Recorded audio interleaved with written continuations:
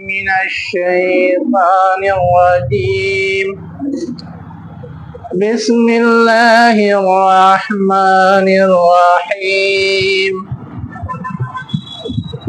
يا أيها الذين آمنوا إن تتقوا الله يجعل لكم فرقانا ويكفر عنكم سيئاتكم ويغفر لكم والله ذو الفضل العظيم۔ شروع اللہ کے نام سے جو انتہائی مہربان ہمیشہ رحم فرمانے والا ہے۔ اے مومنو، اگر تم اللہ سے ڈرو تو اللہ تمہارے لیے فرقان بنا دے گا۔ فرقان کہتے ہیں فرق کرنے والی چیز۔ اب وہ انسانی بصیرت بھی ہو سکتی ہے، کوئی فیصلہ کن بات بھی ہو سکتی ہے، اس طرح کی کوئی بھی چیز ہو سکتی ہے۔ وَيُكَفِّرْ عَنْكُمْ سَيِّئَاتِكُمْ، اگر تم اللہ سے ڈرو گے تو پہلا فائدہ یہ ہوگا کہ تم کو صحیح اور غلط کے درمیان تمیز کرنے کی صلاحیت دے دے گا۔ دوسرا فائدہ ہوگا تم سے تمہارے گناہوں کو ڈھک دے گا۔ کفر کے معنی آتے پردہ ڈالنے کے، چھپانے کے، ڈھک دے گا۔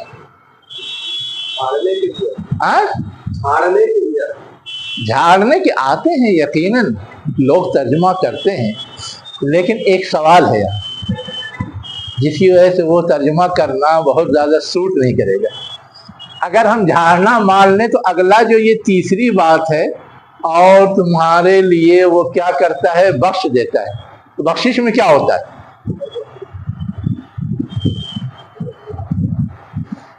بخشش میں کیا ہوتا ہے؟ ختم وہی تو ہے جھاڑنا۔ یہ دونوں میں کوئی فرق ہے یا دونوں سیم چیز ہے؟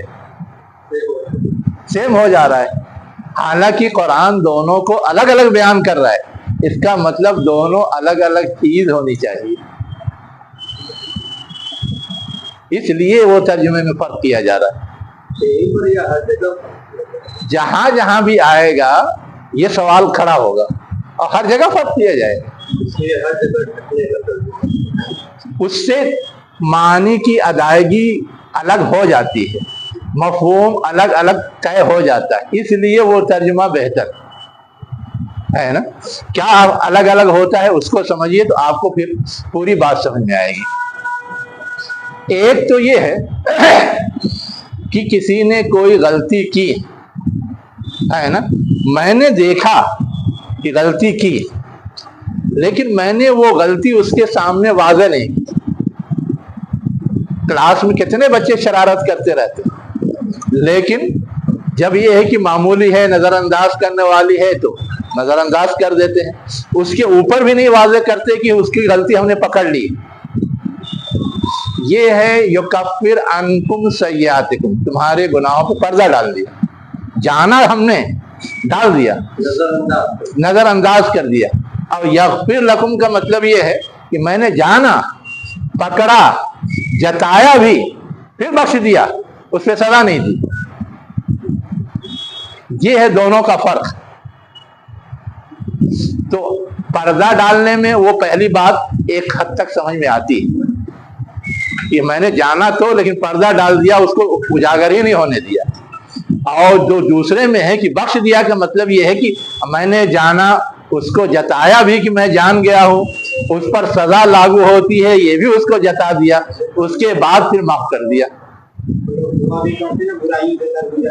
ہاں، تو یہ ہے فرق اصل میں، اس لیے یہ دو الگ الگ تعبیریں ہیں۔ تو یہ اللہ کا بڑا فضل ہے کہ وہ جتائے بھی نہ، اس لیے کہ جتانے سے کم ایک حد تک رسوائی تو ہو ہی جاتی ہے، ایک حد تک احساس شرمندگی اور ذلت تو ہو ہی جاتی ہے، اور پردہ ڈالنے میں تو اس سے بھی انسان محفوظ رہتا ہے۔ یا جس کے جرم پہ پردہ ڈالا گیا وہ محفوظ رہتا ہے، اس کی عزت پہ کوئی داغ دھبا بظاہر نہیں آتا. تو یہ ایک بڑی چیز ہے، اس لیے سب سے پہلے اس کا تذکرہ ہے. یہ فرق ہے جس کی وجہ سے ترجمے میں اس انداز سے فرق کیا جاتا ہے. تو گویا ایسا بھی کرتا ہے بعض برائیوں یا بعض بری حرکتوں اور گناہوں کے سلسلے میں، اور ایسا بھی کرتا ہے اللہ تعالیٰ کہ غلطی جتا دیتا ہے پھر اس کو بخش دیتا ہے. ایک جگہ اور اسی طرح سے بیان ہوا مفہوم سے واضح ہوتا ہے ہاں کہ ان تجتنبوا کبائر ما تنہون عنہ. نکفر عنکم سیئاتکم. ہاں،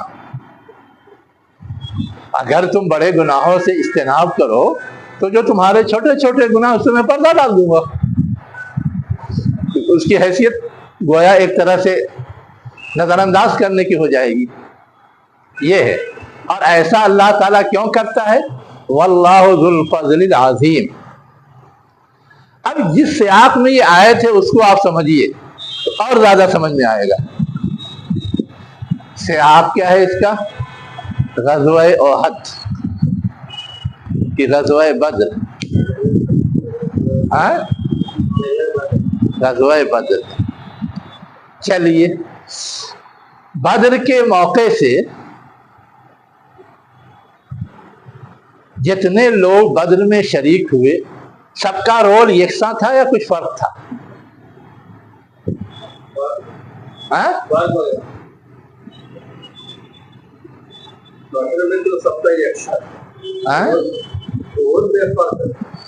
احد میں فرق تھا، ٹھیک ہے، بدر میں یکساں تھا، یہ ہم اور آپ سمجھتے ہیں.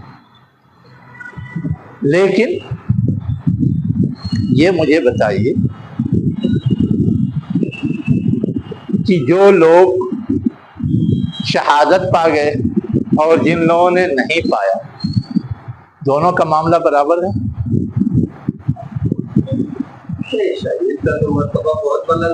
بہت بلند ہے. ٹھیک ہے، جو لوگ کی شریک ہوئے اور جو لوگ کی شریک کسی وجہ سے نہیں ہو سکے لیکن ان کا یوگدان تھا، چاہے وہ مالی ہو، چاہے وسائل کا ہو یا کسی اور چیز کا ہو، اس طرح کا فرق تو نظر آتا ہے نا. لیکن اس کے باوجود سارے بدری کو ایک اسٹیٹس دیا جاتا ہے نا. سب کو مال غنیمت میں برابر کی حصہ داری دی گئی، سب کو بدری حیثیت میں جو بات کے ادوار میں وظائف دیے گئے اس میں بھی برابری برتی گئی. اس سے کیا سمجھ میں آیا کہ ان کی شرکت گرچہ مختلف اسباب سے مختلف لیول کی تھی لیکن اس کو کاؤنٹ نہیں کیا گیا، بس شرکت تھی. اس بیسک چیز کو کاؤنٹ کر کے ان کے بارے میں ایک عمومی طرز عمل طے کر دیا گیا ایک کیٹیگری میں. ورنہ اگر ان کے وہ بھی کیٹیگرائز کیا جاتا تو کئی کیٹیگری بنتی. کیوں ایسا کیا گیا؟ یہ ساری چیزیں اس کا سبب ہے نا کہ ان کی جو بعض شرکت کم تھی یا محدود تھی اس کے بھی کچھ اسباب تھے. اسباب معقول بھی ہو سکتے ہیں، اسباب غیر معقول بھی ہو سکتے ہیں.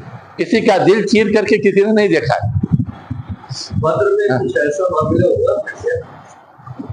بدر میں کچھ ایسا معاملہ ہوا تھا، اس سے بڑے بڑے معاملے ہوئے. ایک غلام تھا جس نے کمبل مال غنیمت میں سے چوری کر لیا تھا. اللہ کے رسول نے کہا کہ یہ تو جہنمی ہے. صحابہ جنتی کر رہے تھے. اب ان کے اس کردار کو آپ کیا کہیں گے؟ ہاں، بدر میں ہاں غلام تھا آپ کا، لیکن اس نے مال غنیمت سے چوری کر لی تھی ایک چادر. سب سمجھ رہے تھے کہ لڑا ہے، بدری صحابی ہے، بڑا کمال دکھایا ہے، جنتی ہے. لیکن اللہ کے رسول نے کہا نہیں، جنتی نہیں جہنمی ہے. صحابہ کو تعجب ہوا کہ کیسے جہنمی ہے؟ تو صحابہ اللہ کے رسول نے وضاحت کی، اس کا سامان کھول کے دیکھو، صرف ایک چادر کی وجہ سے. غلط حرکت ہے، مینٹلٹی بگڑ گئی.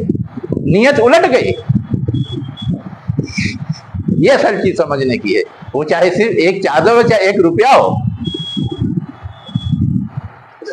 اس کے بعد تو یہ بھی آتا ہے کہ صحابہ اپنے گھروں کو دوڑے، ان کے پاس ایک رسی بھی تھی، وہ بھی اٹھا کے واپس چلا. اب وہ تو تفصیلات میں سیرت نگار لکھتے ہیں، لیکن میں نے صرف سمجھنے کے لیے مثال دیکھی. ان کو یہ جو سوال اٹھ گیا ذہن میں کہ بدر کے شرکاء میں بھی کمزوری دکھانے والے لوگ تھے، اس کی دلیل کے لیے میں نے دیا ہے ان کو، ہے نا. جب ہم سب کے احوال پڑھیں گے تو بہت ساری چیزیں واضح ہوتی ہیں. چلیے اب ہم اس کو بدر سے متعلق مانے چاہے احد سے متعلق مانے، بات تو اصولی انداز سے کہی جا رہی ہے نا. بدر کے متعلق ہوگا تو اس کی معنویت اس طرح طے ہوگی جو میں نے بتایا، اور احد کے متعلق ہوگا تو اس کے بارے میں تو بہت اوپن اور واضح چیز ہے. تو اللہ تعالیٰ یہ کہہ رہا ہے کہ تم اگر جنگ کے موقع سے یا آزمائش کے موقع سے اللہ سے ڈر کا ثبوت دو گے تو اس کا فائدہ تمہیں یہ ملنے والا ہے. اللہ سے تم ڈرے، دشمن سے نہیں ڈرے، تو اللہ اس کے مقابلے میں تمہاری مدد کرے گا. مدد کا ایک طریقہ تو یہ ہے کہ اللہ تعالیٰ غالب کر دے، جیسے بدر کو یوم الفرقان کہا جاتا ہے. حق اور باطل کے درمیان تمیز کر دینے والا دن تھا وہ. اس کے ذریعے کون حق پر ہے کون باطل پر ہے یہ واضح ہو گیا. تو ایک تو یہ چیز کر دی اللہ تعالیٰ نے، لیکن دوسری چیز یہ ہے کہ اللہ تعالیٰ نے انسان کو گویا یہ سوجھ بوجھ دی کہ وہ ظاہری چیز سے خوف کھانے یا ڈرنے کے بجائے وسیع تر چیز پہ نظر رکھے، وسیع تر مفاد پہ نظر رکھے، وسیع تر فائدے کو ملحوظ رکھے. یہ جو صلاحیت دی یہ چیز بصیرت کہلاتی ہے. عارضی فائدے کو کوئی نہ دیکھے، عارضی گھاٹے کو کوئی نہ دیکھے، بڑے فائدے کو دیکھے، بڑے گھاٹے کو دیکھے. دنیا اور آخرت میں آخرت کو ترجیح دینے کا اینگل تو یہی ہے نا. یہ صلاحیت پیدا کر دیتا ہے اللہ تعالیٰ. فرقان کا مطلب یہ بھی جو بصیرت بعض مفسرین نے لکھا ہے اس انداز سے مفہوم طے کیا. ہاں اب اس کے بعد مزید فائدے وہ بتا دیے گئے کہ چھوٹی موٹی چیزیں اللہ تعالیٰ نظر انداز کر دیتا ہے. جب ہم نے بڑی قربانی دے دی تو چھوٹی چیز اللہ تعالیٰ یوں ہی بخش دے گا. اس کے بعد کہا جا رہا ہے کہ دیکھو تم کو آسانی سے یہ سمجھ میں نہیں آئے گا کہ اللہ نے تمہارے اوپر پردہ ڈال دیا، اللہ نے تم پر فضل فرمایا، اللہ نے تمہارے گناہ بخش دیے، اللہ نے تمہیں غلبہ عطا کر دیا ہے نا. ایک ایک کر کے اب چیزیں گنائی جا رہی ہیں. نمبر 1 یاد کرو، جب وہ لوگ جنہوں نے کفر کیا تمہارے سلسلے میں چال چل رہے تھے، اس وقت کو یاد کرو. کیا چال چل رہے تھے؟ تاکہ تمہیں لفظی معنی ہے جما دے، لیکن مفہومی ترجمہ کرتے ہیں قید کر دیں، اس لیے کہ قید کرنے میں اس کو حرکت سے روک دیا جاتا ہے، ایک ہی جگہ بیٹھا دیا جاتا ہے. اس لیے قید کرنا اس کا ترجمہ کیا جاتا ہے جس سے مفہوم زیادہ کلیئر انداز سے ادا ہوتا ہے. ورنہ لفظی معنی کیا ہے؟ ایک جگہ جمع دینا، ٹھہرا دینا، روک دینا. او یقتلوکا یا تمہیں قتل کر. ہاں باب فعل میں جا کر کے متعدی ہو گیا نا، جمع دے. او یقتلوکا یا تمہیں قتل کر دے، او یخرجوکا یا تمہیں نکال دے. یہ حضور کی ہجرت کے موقع سے جو سرداران مکہ نے باہمی مشورہ کیا تھا دارالندوہ میں بیٹھ کر کے کیا کیا جائے اس ابھرتی قوت کو روکنے کے لیے، اس وقت جو مشورے آئے تھے اس میں یہ سب مشورہ تھا. یہ بھی مشورہ آیا تھا کہ ایک روم میں بند کر دیا جائے، وہیں دھیرے دھیرے وہ مر جائیں گے. ایک مشورہ یہ آیا تھا کہ ان کو قتل کر دیا جائے. ایک مشورہ یہ آیا تھا کہ ان کو نکال دیا جائے مکہ سے. جائیں جہاں رہیں مرے کھپے، دوسروں کو جو اپنا فائدہ نقصان پہنچے گا دوسرے دیکھیں گے، ہم تو محفوظ ہو جائیں گے. تو اللہ تعالیٰ یہ کہہ رہا ہے کہ اس وقت ایک طرف تو وہ دشمنان اسلام چال چل رہے تھے اور ایک طرف اللہ چال چل رہا تھا. اور اللہ کی چال کیا تھی؟ ان سارے چال چلنے والوں سے بہتر تھی. اللہ کے چال چلنے کو ہاں وہ سمجھتے ہیں. کون سمجھ؟ ہاں یہ اللہ کے چال چلنے وہاں خفیہ تدبیر اس کا ترجمہ کرتے ہیں اللہ. ٹھیک ہے، تو چال چلنے کا مطلب یہ کہاں سے آ گیا کہ وہ بری ہی چال ہوگی؟ یہ تب تک سمجھتا ہے. خیر لکھا ہے. ہاں ہاں، خیر الماکرین کا مطلب یہ ہے کہ بہترین چال آپ تدبیر کر رہے ہیں اور کوئی اور بھی تدبیر کر رہا ہے، اس کی تدبیر اچھی، آپ کی تدبیر کمزور، آپ کی تدبیر غلط، یہ بھی تو ہو سکتا ہے. تو ویسے ہی آپ ایک چال چل رہے ہیں، آپ کی چال ایک سنجیدہ چال ہے اور ایک اکڑ کے چل رہا ہے، ایک مریل کی طرح چل رہا ہے. دونوں غیر سنجیدہ چال ہے. چال تو وہ بھی ہے. اب مریل چال چلنے والے کو بھی عمر رضی اللہ عنہ نے کوڑا مارا، اور اکڑ کے چلنے والوں کے بارے میں بھی اللہ کے رسول نے کہا کہ یہ صحیح نہیں ہے نا.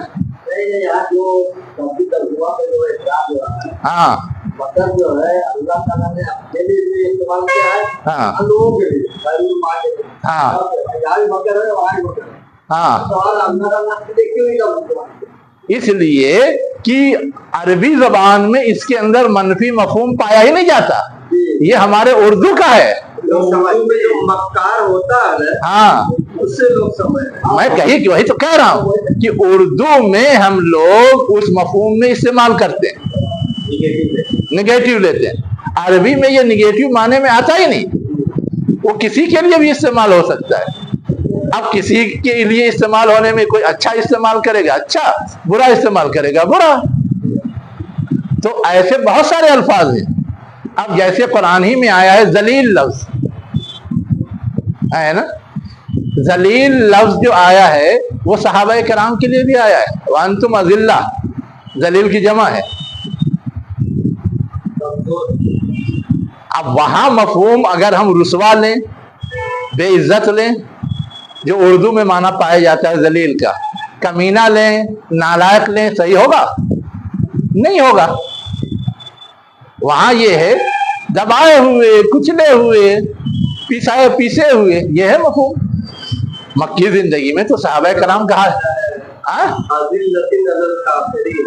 ہاں عزتن علی الکافرین، عزلتن علی المومنین، مومنین پر نرم ہے نا. عزت کے مقابلے میں استعمال ہوا. عزت کے معنی ہوتا ہے غالب، حاوی ہے نا.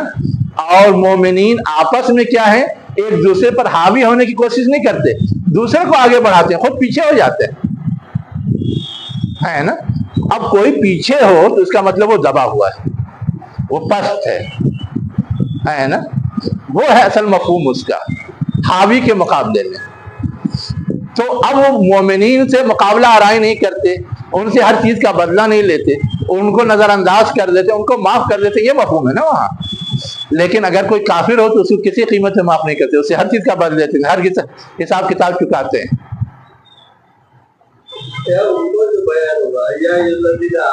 ہاں امت مسلمہ کو یا صحابہ کو خطاب کیا گیا. ہاں چلیے. اور آگے جو آیت آ رہی ہے حضور اکرم صلی اللہ علیہ وسلم کو مخاطب کیا گیا. ہاں کہ یاد کرو اس دن کو ہاں جو تمہارے اوپر یہ سب مکر ہو رہا ہے. ہاں ٹھیک. تو کہنا کیا چاہتے ہیں، سوال کیا ہے؟ سوال میرا یہ ہے کہ یہاں حضور اکرم صلی اللہ علیہ وسلم مخاطب ہے یا عامۃ المسلمین؟ مخاطب عامۃ المسلمین ہیں، لیکن عامۃ المسلمین کے لیے بھی ان کی ذات سے زیادہ اہم مسئلہ وقت کے رسول کا ہے. ان کی ذات کے لیے تو اللہ تعالیٰ نے ہجرت کی اجازت دے دی تھی، وہ ہجرت کر رہے تھے، ان کے تحفظ کا سامان تھا. نبی کریم صلی اللہ علیہ وسلم کو اجازت نہیں ملی تھی، آپ کے تحفظ کا سامان نہیں تھا، لیکن اس وقت بھی اللہ نے اپنی قدرت سے ان کی حفاظت کی. جبکہ ان کو قتل کرنے، ان کو قید کرنے، ان کو نکالنے کی منصوبہ بندی کی جا رہی تھی. یہی تو سمجھایا جا رہا ہے کہ اللہ نے اس وقت بھی تم کو غالب رکھا، تم کو اوپر رکھا، تم کو نجات دی، تم کو ان کے اوپر حاوی رکھا. یہ سمجھایا جا رہا ہے. اب یہاں پر ان اہل ایمان کی مثال نہیں دی جا سکتی، ان کے نزدیک بھی اور اہل ایمان کے نزدیک بھی اس سے زیادہ اہم معاملہ نبی کریم صلی اللہ علیہ وسلم کا تھا، اس لیے اس کی طرف اشارہ کیا گیا جی۔ اب اس کے بعد آگے ایک دوسری بات کہی جا رہی ہے، کیا؟ یاد کرو اس وقت کو بھی جب کہ ان کے سامنے ہماری آیات پڑھی جاتی تھی تو وہ کہتے تھے ہم نے سن لیا، یہ تو نہیں کہہ سکتے کہ نہیں سنا۔ لو نشاء لقلنا مثل هذا، ہم چاہیں تو ہم بھی ایسا کہہ سکتے ہیں، یعنی جو آیات تم سنا رہے ہو، جو اللہ کا کلام سنا رہے ہو، جو بات سنا رہے ہو، ویسی بات تو ہم بھی کہہ سکتے ہیں، ویسی آیت تو ہم بھی پیش کر سکتے ہیں۔ اب یہ جو تم سنا رہے ہو ہم بھی کہہ سکتے ہیں، ہے نا، اس کی حیثیت کیا ہے؟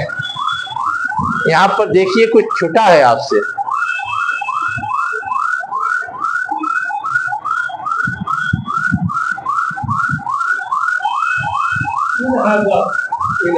ہاں، مثل ہذا کے بعد یہاں پہ کیا ہے؟ ان ہذا، یعنی یہ بات تو ہم ایسا کہہ سکتے ہیں یا بتا سکتے ہیں، بیان کر سکتے ہیں۔ اس کے بعد اللہ ان کا جو دوسرا جملہ ہے وہ ہے کہ یہ جو آیتیں ہیں یہ تو پہلوں کے قصے ہیں،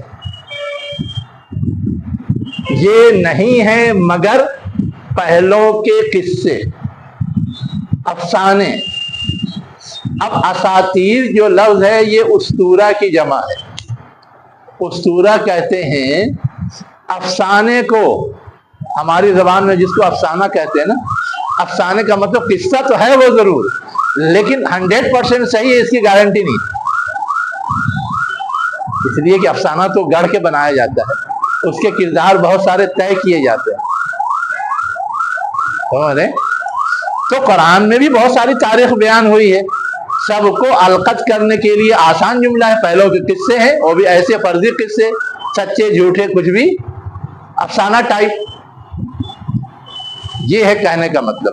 ہر قصے کے لیے لفظ نہیں آتا، ورنہ تو قصہ لفظ خود عربی میں استعمال ہوتا ہے، قصص استعمال ہوتا ہے، احسن القصص آیا بھی ہے، لیکن وہ لفظ یہاں نہیں استعمال کیا گیا، یہ بتانے کے لیے کہ وہ اپنے آپ میں جو الزام یا جو غلط پروپیگنڈا قرآن پہ چسپاں کرنا چاہتے تھے، وہ لفظ خود اس بات کی غمازی کرتا ہے، وہ معنویت رکھتا ہے کہ وہ چیز 100% پرفیکٹ نہیں ہے، ریئل نہیں ہے۔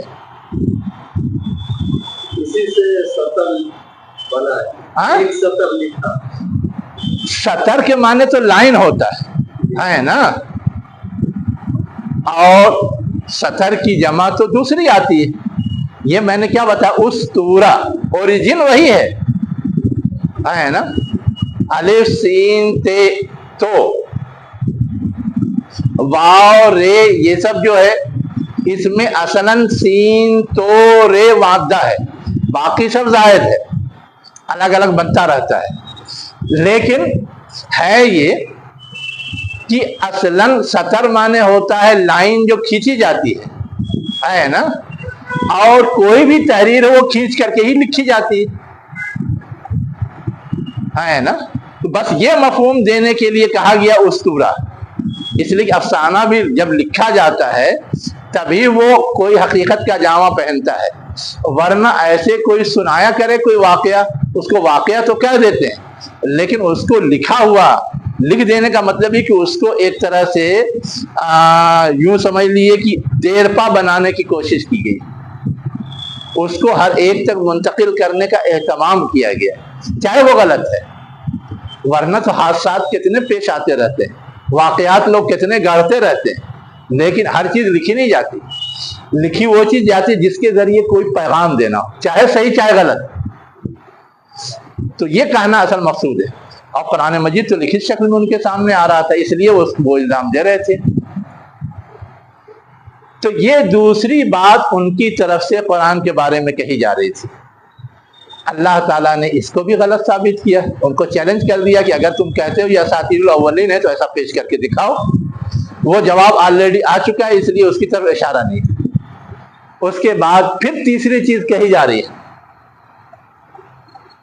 یاد کرو اس وقت کو بھی جبکہ انہوں نے کہا اللہم اے اللہ ان کان ھذا ھو الحق، کہ یہ چیز یعنی یہ قرآن مجید یا یہ آیتیں کیا ہیں؟ حق ہیں۔ حق کا مطلب صحیح ہیں، درست ہیں۔ من عندک، تیرے پاس سے ہیں۔ فامطر علینا حجارۃ من السماء، تو برسا دے ہم پر آسمان سے پتھر، او ائتنا بعذاب علیم، یا تو لے آ ہمارے پاس دردناک عذاب۔ اب یہ بات کیا ہے؟ دعا کر رہے تھے یا دعا کر رہے تھے یا طنز کر رہے تھے؟ یہ مس گائیڈ کر رہے تھے، غلط پروپیگنڈا کر رہے تھے۔ اصل میں ہے یہ کہ جو لوگ صاحب اقتدار ہوتے ہیں ان کو اپنے اقتدار کے تحفظ کے لیے عوام کو کنٹرول کرنا رہتا ہے۔ ہاں جانتے وہ بھی ہیں، لیکن ان کو عوام کو کنٹرول کرنا رہتا ہے۔ اب جو تاثیر تھی حضور کی گفتگو میں یا کلام اللہ میں، اس سے تو لوگ متاثر ہو رہے تھے، وہ بھی جانتے تھے کہ عوام متاثر ہو رہی ہے، اسی لیے آنے والوں کہتے تھے سننا نہیں اس کی بات، اسی لیے وہ اپنے بچوں کو بھی نہیں سننے دینا چاہتے تھے۔ جو ابوبکر رضی اللہ عنہ کے بارے میں آتا ہے کہ وہ گھر میں بیٹھ کے تلاوت کرتے تھے، اس سے بھی روک رہے تھے۔ تو یہ جو اس کی تاثیر تھی اس کو وہ بھی تسلیم کرتے تھے، لیکن عوام کو ورغلانے بہکانے کے لیے، عوام کے سامنے ایک مس گائیڈ کرنے کے لیے ایک پروپیگنڈا، ایک بات رکھی کہ دیکھو یہ آیت نازل تو ہوئی ہے، محمد کہہ رہا ہے کہ یہ اللہ کا کلام ہے۔ اب اگر یہ اللہ کا کلام ہے، کوئی نہ مانے تو اس پر تو اللہ کا غضب نازل ہونا چاہیے۔ ہم نہیں مان رہے ہیں، ہم اس کی مخالفت کر رہے ہیں، ہم کہہ رہے ہیں کہ یہ اساطیر الاولین ہے، پھر بھی ہم پر تو عذاب نہیں نازل ہو رہا ہے، پھر بھی ہماری کوئی گرفت تو نہیں ہو رہی ہے نا؟ ہم تو مطالبہ بھی کر رہے ہیں کہ ہم نہیں مان رہے ہیں، عذاب لا کے دکھا دو۔ یہ ہے اصل میں بیک گراؤنڈ جس میں یہ بات کہی گئی۔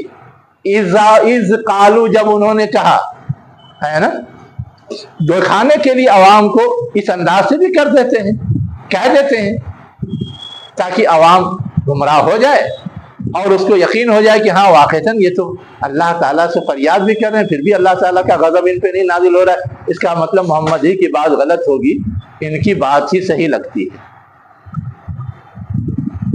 جیسے آج کل ہے نا،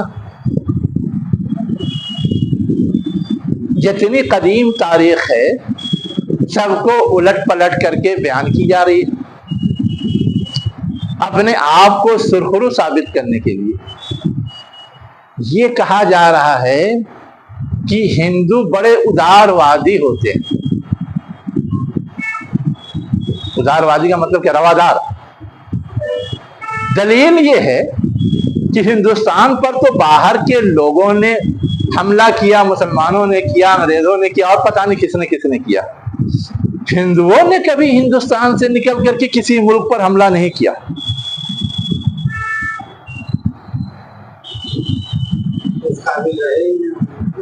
اب یہ ایک الگ سوال ہے کہ آپ ثابت کیجئے کہ وہ اس قابل نہیں تھے، لیکن وہ اسی کو ایک گڈ فیس، ایک بہترین طرز عمل بنا کر کے پیش کر رہے ہیں۔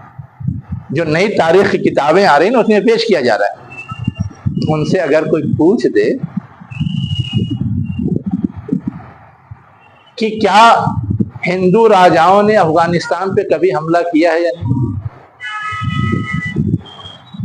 راجا مان سنگھ نے بھی کیا تھا، ہاں۔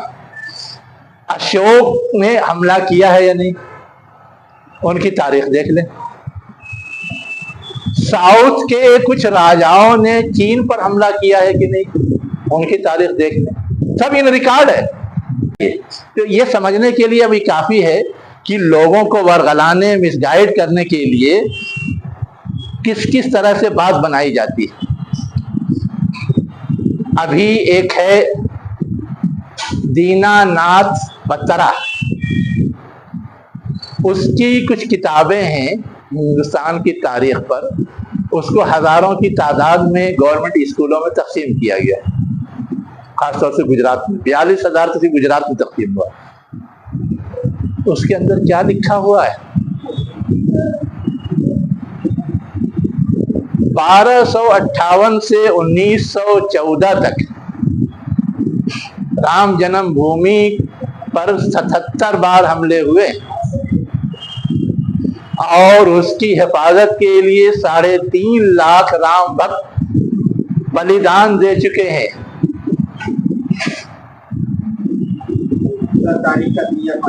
पूरा तारीख दिया पाछा कर दिया। तब जाकर के अब वो अपनी असली शक्ल में आया है। ऐसे तारीख बयान करते हैं। चलिए, आज के लोग तो उसको नहीं मानेंगे। आज के लोग नहीं मानेंगे, लेकिन अंधभक्त तो मानेंगे। आज के लोग अंधभक्त तो क्या क्या मानेंगे, आप सोच तसव्वुर कर सकते हैं। आपके प्राइम मिनिस्टर ने बच्चों के दरमियान तकरीर करते हुए कहा था कभी कि हमारी कदीम तहजीब में और कदीम सभ्यता में यकीनन कोई प्लास्टिक सर्जन रहा होगा जिसने कि इंसानी जिस्म से हाथी के सोट को जोड़ दिया था। तो हम तो इतने एडवांस थे, और प्लास्टिक सर्जरी गोया हमारी ही इजाद है। जिस मुल्क का पीएम ये कह सकता है और इस तरह से बच्चों को मिसगाइड कर सकता है, आप सोच लीजिए क्या क्या सुनेंगे। बस कीजिए।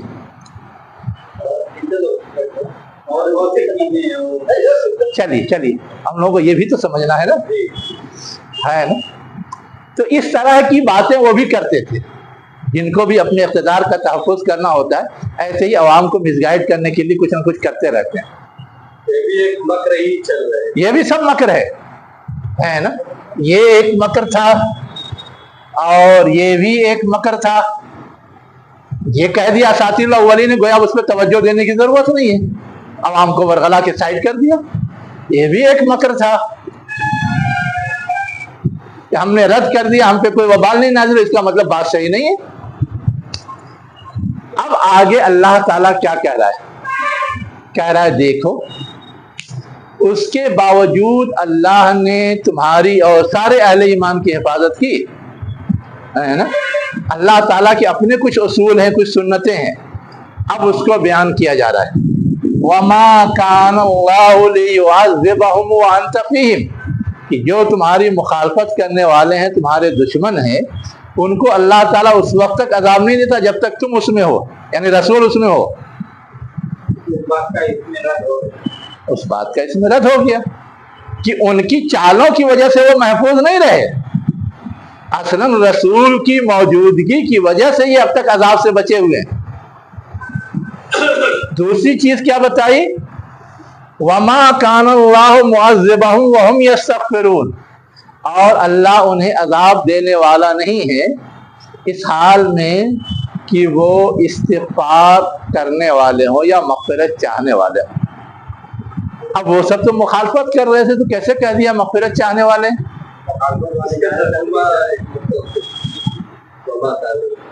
और अल्लाह के लिए ज़ेबा नहीं है, मौजू नहीं है, मुनासिब नहीं है कि वो उनको अजाब दे, जो लोग अजाब का मुतालबा कर रहे हैं।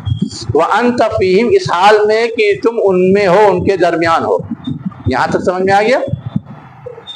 और अल्लाह ताला उनको अजाब देने वाला नहीं है, उस वक्त तक अजाब नहीं देगा, इस हाल में कि वो मग़फ़िरत चाह रहे हो।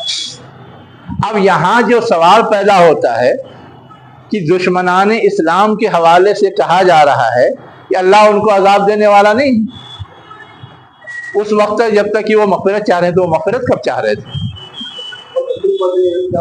वो तो मुस्तक़िल मुखालफत कर रहे थे।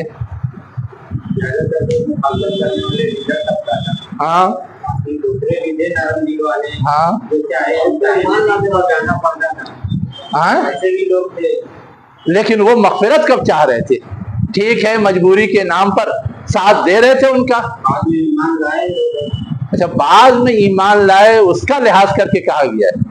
اللہ تو جانتا ہے نا دلوں کا. تو دلوں کا حال اللہ تعالیٰ یقیناً جانتا ہے، لیکن اس کو مستقبل کے پیرائے میں بیان کرنا چاہیے نا.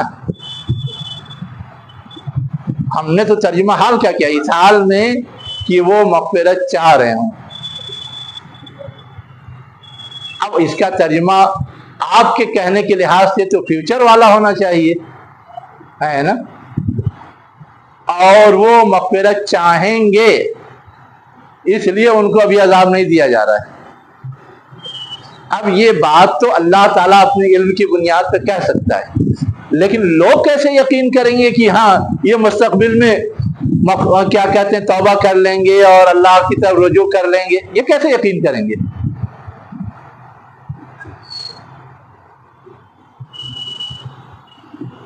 ایک سوال ہے ٹیڑھا ٹیڑھا. چاہے انچاہے ان کو آنا پڑتا تھا. نہیں یہودی کے لوگ کہتے بھی تھے کہ نرم دل والے بھی ہیں، تو اللہ پہ ایمان رکھتے، اللہ کو مانتے ہیں. اب ہم لوگ اصل میں ایک تو یہ ہے کہ حق پر ہونے کا دعویٰ کرنا ہے، اور ایک یہ ہے کہ اللہ کو واقعی اللہ کا مقام دینا ہے نا. اس کو سمجھنے کے لیے اصل میں ایک دوسری چیز سمجھنی پڑے گی، تب بات سمجھ میں آئے گی. یہاں پر جو معاملہ چل رہا ہے، ہاں ایک تو حضور اکرم صلی اللہ علیہ وسلم ان کے درمیان تھے، ہاں تو کیا وہ طلحہ بچے تھے یا اور کچھ مسلم تھے؟ اگر کچھ اور مسلمان تھے ہاں اس وقت بچے ہوئے ہاں تو ہم یہ سب کر میں وہ مسلمان مراد ہوں گے. مکے سے بیشتر لوگ تو ہجرت کر گئے تھے. کچھ لوگوں کو اللہ کے رسول نے روکا تھا، جیسے ابو بکر رضی اللہ عنہ روکا تھا، وہ ہجرت کرنا چاہتے ہوئے کہا کہ نہیں تم ابھی انتظار کرو. علی رضی اللہ عنہ کو روکا تھا، ورنہ بیشتر لوگ تو کر چکے تھے. کچھ لوگ وہ تھے جو مختلف اسباب سے خود ابھی ہجرت نہیں کرنا چاہتے تھے، جیسے عبداللہ ابن عباس رضی اللہ عنہ کے والد جو عباس رضی اللہ عنہ تھے، بعد میں ایمان لائے، آپ کے چچا تھے. وہ ابھی ہجرت نہیں کرنا اس لیے کہ ان کا کاروبار پھیلا ہوا تھا، بڑے ڈیمیج کا خطرہ تھا. ویسے ہی بہت سارے لوگ جو وہاں بزنس کر رہے تھے ان کے بقائے تھے لوگوں پر، وہ بقائے نہیں وصول ہو رہے تھے. جیسے خباب بن عرب کے بارے میں آتا ہے، لوہاری کرتے تھے، دوسرے کے یہاں باقی تھا وہ دے نہیں رہا تھا، مجبوراً ہجرت کیا ہے نا. تو اس نے کہا ٹھیک ہے بغیر لیے جانا چاہتے ہو تو جاؤ، لیکن دوں گا نہیں، یہاں رہو گے تو دوں گا. یہ سب ہے نا تاریخی واقعات. یہ لوگ تو مغفرت چاہتے ہیں. ہاں میں کہہ رہا ہوں نا کہ آپ کے کہنے کا مطلب یہ ہے کہ وہم یستغفرون سے مراد جو اہل ایمان وہاں رکے ہوئے تھے وہ ہیں، یہ آپ کہنا چاہ رہے ہیں. ٹھیک ہے، ایک رائے وہ بھی ہے.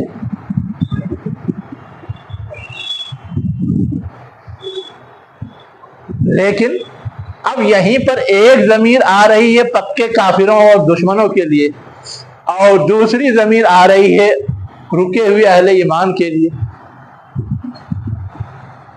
دونوں ضمیر کا مرجع الگ الگ ہے، اس کے لیے بھی کچھ دلیل دینی پڑے گی نا. جب ایک ساتھ آ رہی ہے، اغل بغل آ رہی ہے.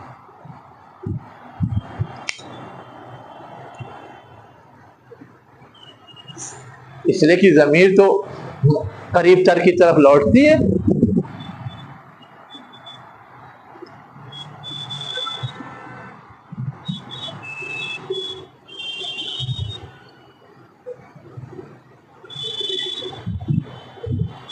جو آپ کہہ رہے ہیں وہ رائے لوگوں نے دی ہے نا، لیکن اس رائے کے ساتھ یہ بات جو میں نے ابھی کہا ہے یہ سمجھنا ضروری ہے. لوگ اپنا ایمان چھپائے ہوئے تھے. بالکل تھا ایسا، انہی کو تو کہہ رہے ہیں وہ کہ جو لوگ چھپائے ہوئے تھے کسی وجہ سے نہیں ہجرت کرنا چاہتے تھے، ان کی موجودگی کی وجہ سے اللہ تعالیٰ ان پہ عذاب نہیں بھیجتے، لیکن جب عذاب آتا تو سب اس کے شکار ہوتے.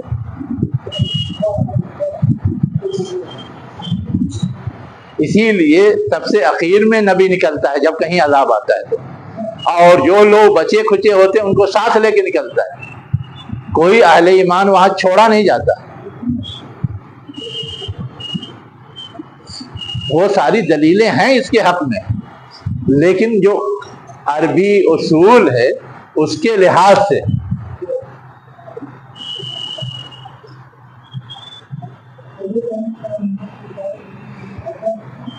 اصل میں دیکھیے جہاں سے بحث شروع ہوئی ہے وہاں سے خطاب کن سے؟ عمومی خطاب ہے، خصوصی خطاب نہیں ہے صرف رسول کے۔ اس عمومی خطاب کی بنیاد پہ کہتے ہیں کہ یہاں ان کو مراد لیا جا سکتا ہے، یہ ہے دلیل ان کی، جو لوگ یہ رائے رکھتے ہیں، ٹھیک ہے۔ اور جو لوگ دوسری رائے رکھتے ہیں کہ یہ اصلاً پیشین گوئی ہے، مستقبل میں چونکہ قبول اسلام کا سلسلہ جاری ہے اور مستقبل میں بھی یہ توقع تھی کہ بہت سارے لوگ قبول کریں گے، اس لیے کہ لچھن ان کے ایسے تھے کہ اس سے لگتا تھا کہ دل تو ان کا مطمئن ہے، دباؤ کی وجہ سے وہ آگے نہیں بڑھ رہے۔ جیسے شیب ابی طالب، بالکل قریب کا واقعہ تھا نا، شیب ابی طالب میں جب ان کو محصور کر دیا گیا تو مکے کے کتنے دل تھے جو پریشان تھے، یہ ظلم ہے، اسے ختم ہونا چاہیے، اس کے خلاف کارروائی ہونی چاہیے، کارروائی ہوگی تو ہم بھی اس میں حصہ لیں گے۔ یہ سب ان کے نرم گوشے کی دلیل تھی نا۔ تو اب اس طرح کے نرم گوشے والے موجود ہیں، یہ وہ بھی سمجھ رہے ہیں، نرم گوشے والے بھی سمجھ رہے ہیں، حضور بھی سمجھ رہے ہیں، صحابہ بھی سمجھ رہے ہیں، اور اللہ تعالیٰ تو جانتا ہی ہے۔ اس سارے تناظر میں کہتے ہیں کہ یہ اصلاً پیشین گوئی تھی کہ ابھی 100% ان کے اندر تطہیر نہیں ہوئی ہے۔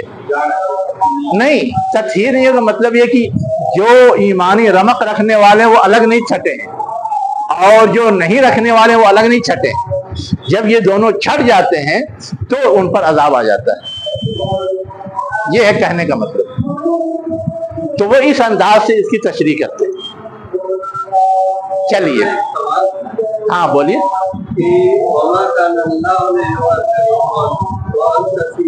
ہاں یعنی اللہ کا یہ دستور ہے، اصول ہے، ہاں جب تک نبی ہاں قوم میں رہتا ہے ہاں تو اس قوم کے اوپر عذاب نہیں آتا۔ حالانکہ تاریخ میں دیکھا جائے تو کتنے انبیاء کو ان کے قوم والوں نے قتل کر دیا، لیکن اس قوم پر عذاب قتل کے بعد بھی نہیں آیا۔ اللہ تعالیٰ تو وہاں بھی وہ ہونا چاہیے تھا، میں کہہ رہا ہوں کہ آپ اسی تاریخ میں یہ بھی تو دیکھیے کہ نبی کو قتل کر دیا پھر بھی اس پر عذاب نہیں آیا۔ زکریا علیہ السلام کو قتل کیا، یحییٰ علیہ السلام کو قتل کیا، لیکن ان پہ عذاب آیا؟ کیوں نہیں آیا؟ اس لیے کہ قتل کرنے والا صرف ایک گروہ تھا جو بگڑا گروہ تھا، اور قتل نہ کرنے کے علاوہ ماننے والے بھی ایک گروہ ان کے ساتھ تھے، ہے نا، اور ان کے لیے زمین اتنی تنگ نہیں کی گئی تھی کہ وہ وہاں نہ سکیں۔ اصلاً ہوتا کیا ہے، زمین جب تنگ کر دی جاتی ہے اور نبی ہجرت پہ مجبور ہوتا ہے تب عذاب آتا ہے نا، جب تک زمین تنگ نہیں ہوتی اس وقت تک عذاب نہیں آتا۔ زمین تنگ ہوئی تبھی تو ان کا قتل ہوا۔ دیکھیے قتل کے اسباب صرف زمین تنگ ہونا ہی نہیں ہوتا، اس لیے کہ قتل کے اسباب بہت سارے ہو سکتے ہیں۔ ان کے مشن کی وجہ سے قتل کیا گیا، ان کو ان کے مشن کی وجہ سے کیا گیا، لیکن قتل کرنے میں ایک طرف تو یہ ہے کہ پوری قوم شریک ہو جائے، اور ایک طرف یہ ہے کہ قوم کے چند افراد شریک ہوں، دونوں میں کچھ فرق ہوگا۔ آپ دیکھیے ہم لوگ پڑھتے ہیں قوم سمود کا حال، ہے نا، قتل تو ایک نے کیا، اشقا لفظ اس کے لیے آیا ہے، اونٹنی کو جو قتل کیا تھا ایک نے کیا تھا، لیکن آگے پھر کیا کہا جا رہا ہے کہ مجرم سب ہیں۔ اور سب کو تباہ و برباد کر دیا گیا، اس لیے کہ سب کی تائید، سب کی نصرت حاصل تھی۔ وہاں اس کے خلاف جانے والا وقت کے نبی کے علاوہ اور کوئی نہیں تھا۔ یہاں کیا تھا؟ نبی اور نبی کے ماننے والا پورا ایک گروہ موجود ہے، زکریا علیہ السلام کے سامنے بھی، یحییٰ علیہ السلام کے سامنے بھی۔ یہ نہیں کہ وہ تنہا بچ گئے، یہ فرق ہے دونوں میں۔ تو یہاں یہ ہے کہ جن لوگوں نے بھی غلط قدم اٹھایا وہ صرف چند لوگ تھے یا ایک گروہ تھا، یعنی نبی کا جو مشن تھا ہاں اس کو قائم رکھنے والے، اس کو پروموٹ کرنے والے موجود تھے، یہ قوم پر نہیں آیا۔ یہ تو پہلے کے انبیاء ہے نا، یحییٰ علیہ السلام بھی عیسیٰ علیہ السلام حضور سے پہلے آئے ہیں نا، اور حضور کے بعد بھی دیکھیے نا، یعنی عیسیٰ علیہ السلام کے بعد بھی اپنے لحاظ سے انہوں نے تو سولی لٹکا دیا، لیکن پھر بھی اس قوم پہ عذاب نہیں آیا، اور ہی تو کوئی عذاب نہیں آیا نا۔ بعد میں حواریین کی کوشش سے حواریین غالب آئے اور وہ مغلوب ہوئے، وہ پیس دیے گئے، لیکن اس میں ایک وقفہ گیا ہے، ایک وقت گزرا ہے، اس لیے کہ وہاں بھی آپ کے ماننے والے مشن کو لے کے چلنے والے تھے اور انہوں نے غالب کر کے دکھایا، جو سورہ صف میں اشارہ ہے۔ اس فرق کو سمجھنے کی ضرورت ہے۔ ہو گیا؟ اب آگے کیا کہا جا رہا ہے؟ اب اللہ تعالیٰ یہ کہہ رہا ہے اپنے جرم کے لحاظ سے وہ سزا کے مستحق ہیں۔ وَمَا لَهُمْ أَلَّا يُعَذِّبَهُمُ اللَّهُ، اللہ کے لیے کیا یہ مناسب نہیں ہے کہ وہ ان کو عذاب دے؟ ذرا حال ہے کہ وہ مسجد حرام سے روک رہے ہیں، مسجد حرام کو مسجد سے روکنے کا مطلب ہے کہ اللہ کی بندگی سے روک رہے ہیں۔ وَمَا كَانُوا أَوْلِيَاءَهُ، حالانکہ وہ مسجد حرام کے متولی نہیں ہیں، سرپرست نہیں ہے، ذمہ دار نہیں ہے۔ آگے وضاحت کی گئی، ان اولیاء الا المتقون، مسجد حرام کے سرپرست یا متولی تو وہ ہو سکتے ہیں جو متقی ہوں، اللہ سے ڈرنے والے ہوں۔ یہ تو اللہ کے ساتھ شرک ٹھہراتے ہیں، اللہ سے کہاں ڈرتے ہیں؟ یہ اللہ کی ساری تعلیمات کو رد کر رہے ہیں، اس کے رسول کو رد کر رہے ہیں۔ وَلَٰكِنَّ أَكْثَرَهُمْ لَا يَعْلَمُونَ، لیکن ان میں سے اکثر اس حقیقت کو نہیں جانتے، یعنی اصولی طور پہ وہ مجرم ہیں، اللہ اگر ان کو عذاب میں مبتلا کر دے تو اس میں کوئی رکاوٹ نہیں ہے، لیکن اللہ بالکل آخری سے آخری حد تک چاند دینے کے بعد کارروائی کرتا ہے۔ ہم لوگوں کی طرح نہیں، ذرا کسی نے کچھ کیا فوراً سزا، اس کے بغیر تسلی نہیں ہوتی۔ ہاں، اور اللہ کا الٹا ہے، جتنا چانس چاہیے، جتنی مہلت چاہیے، جتنی گنجائش ہے، سب دینے کے بعد تب ڈنڈا۔ یہ فرق ہے۔ ہاں، اس حقیقت کو نہیں سمجھتی کہ وہ مجرم ہے، اللہ کا وہ واقعتاً مجرم ہے اور ان پر عذاب آنا چاہیے، ہے نا؟ کیوں نہیں آ رہا ہے وہ بھی نہیں سمجھتے وہ، لیکن یہاں اصلاً جو چیز بتانی ہے کہ ان کا یہ جو جرم ہے، یہ جرم کافی ہے ان کے عذاب کے لیے، ہے نا؟ لیکن ان کو اس کا احساس نہیں، اس لیے وہ رسول کی مخالفت کر رہے ہیں، اس لیے وہ صحابہ کی مخالفت کر رہے ہیں، اس لیے وہ اللہ کی آیات کو رد کر رہے ہیں۔ ورنہ اگر سمجھ رہے ہوتے کہ مسجد حرام سے روکنا کتنا بڑا جرم ہے تو وہ اس طرح کی مخالفت نہیں کرتے، اس طرح کے ان کے کرتوت نہیں ہوتے۔ یہ ہے کہنے کا مطلب۔ لیکن پہلا کتاب میں تو یہ سمجھ رہا ہے کہ لیکن یہ جو فرمائش کر رہے ہیں یا چال کر رہے ہیں کہ اللہ کا عذاب کیوں نہیں آتا، اور اللہ کا عذاب نہیں آ رہا ہے، تو کیوں نہیں آ رہا ہے، اکثریت نہیں جانتی۔ اصل میں دیکھیے، اکثریت کا مطلب یہ ہے کہ اکثریت جو ہے وہ لیڈر نہیں ہوتی، لیڈر چند لوگ ہوتے ہیں، عوام ان کے بہکاوے میں آ رہی اس لیے کہ وہ اس جرم کو جرم نہیں سمجھ رہی ہے۔ اس ماحول میں جتنے قبیلے تھے، جتنے خاندان تھے، سب کے لیڈر تھے، سب کے لیڈر تھے، ہے نا؟ لیڈر بھی تو اس وقت بہت تھے اکثریت میں۔ اصل میں لیڈروں کی اکثریت تو متفق تھی تبھی تو بات کرتی عام طور سے وہ قوم کی بات کرتی لیڈر کی قوم ہی اس کو لیڈر بناتی ہے. اصل میں قوم جب لیڈر بناتی ہے تب تو وہ چیز ہے. آج کے جمہوریت کے دور میں کہہ سکتے ہیں, لیکن بادشاہت کے دور میں کہا جا سکتا ہے. بادشاہت تو آج بھی ہو رہا ہے. بادشاہت کے دور تو تھا نہیں. اچھا, قبائل کا دور تھا. قبائل میں بھی جب باپ مرا تو اس کا بیٹا ہی قبیلے کا سردار ہوتا تھا یا کوئی اور؟